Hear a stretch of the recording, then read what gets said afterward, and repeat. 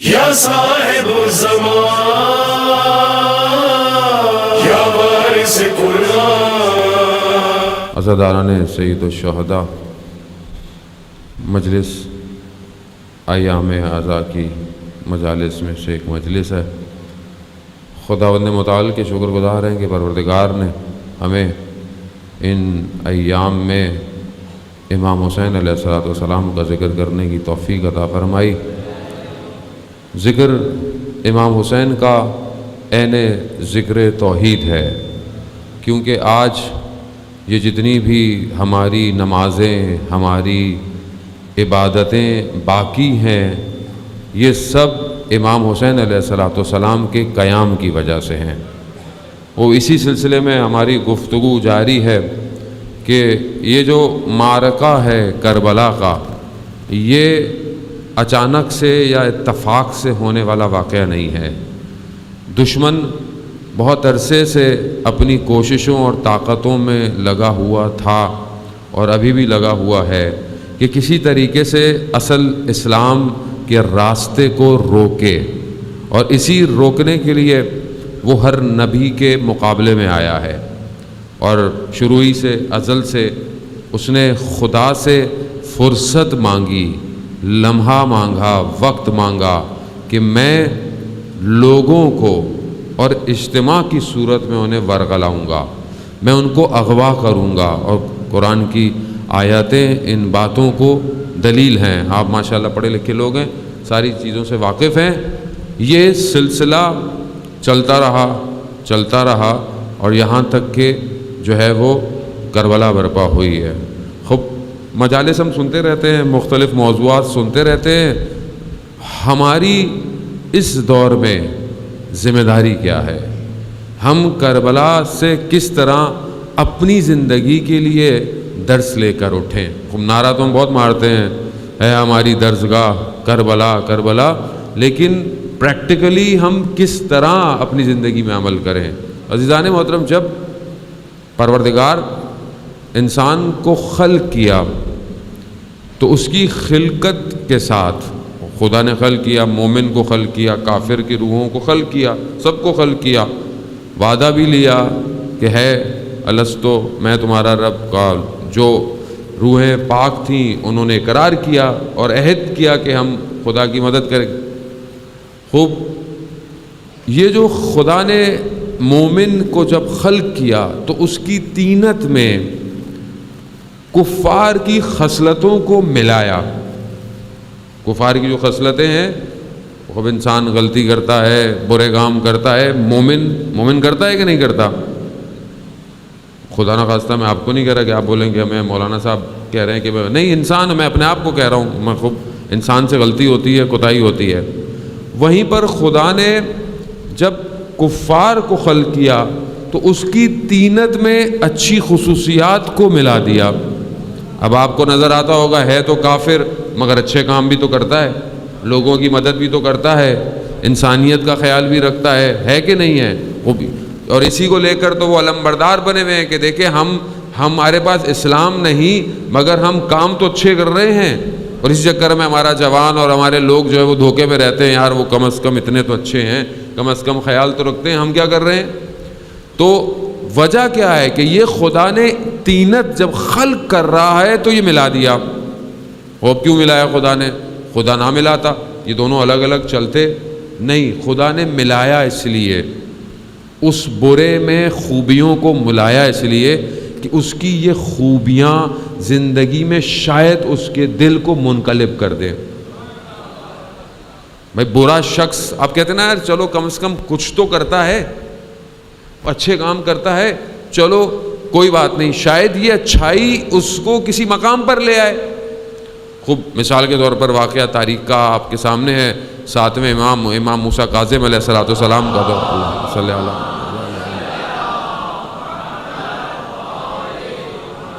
امام کا دور ہے، امام گزر رہے ہیں، امام نے گھر میں سے دیکھا کہ گانے کی آوازیں ہیں، رقص کس طرح کی آوازیں آ رہی ہیں، تو وہ کنیز باہر کچھ کچرا پھینکنے کے لیے باہر آئی، تو میرے مولا نے اس سے پوچھا کہ یہ گھر کس کا ہے، آزاد ہے یا غلام ہے؟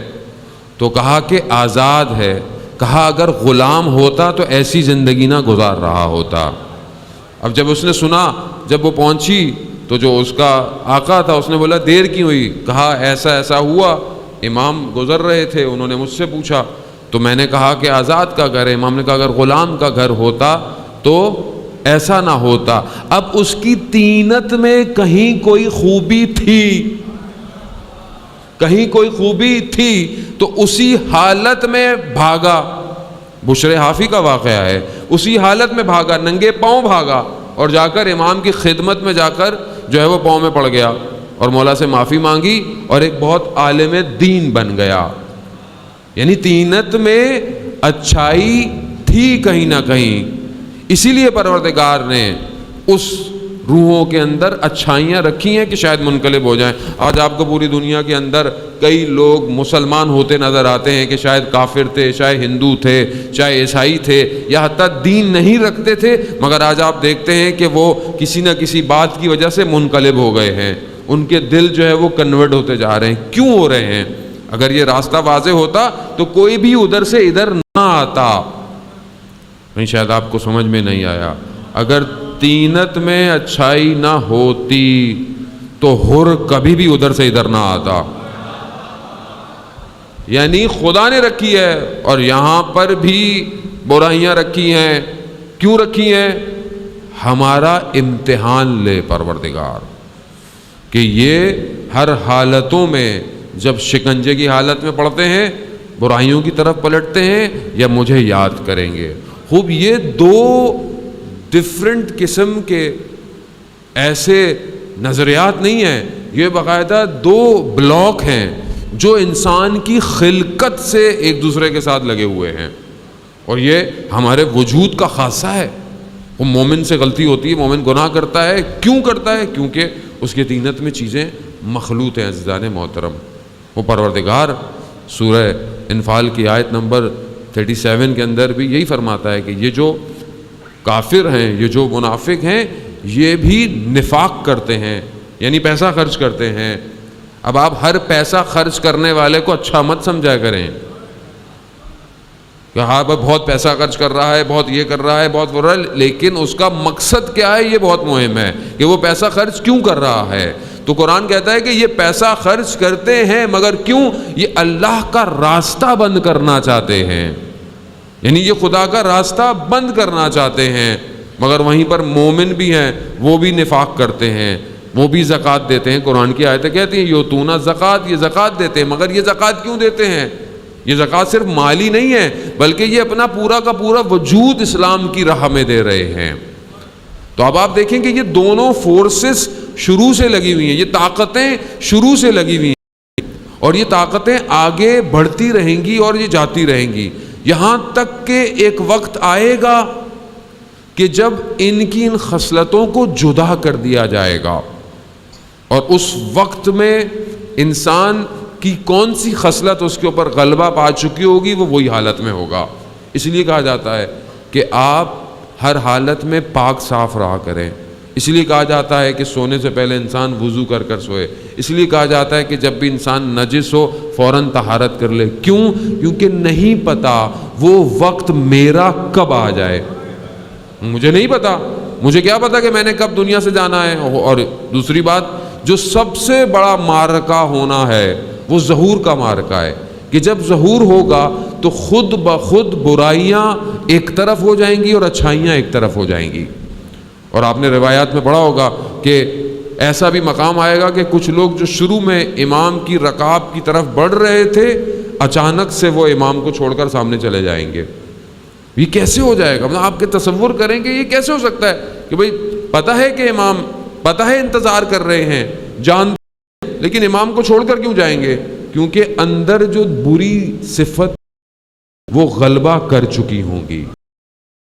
اس لیے تو مجلس ہے، اس لیے تو عزاداری کا سلسلہ ہے کہ وہ جو خصلتیں ہمارے اندر آ رہی ہیں ہم ان لائیں۔ اس لیے اس بات میں کوئی وہ نہیں ہے کہ جو بھی زیارت کرتا ہے اور خاص طور پہ سید الشہداء کی زیارت کرتا ہے جیسے درختوں سے پتے جڑ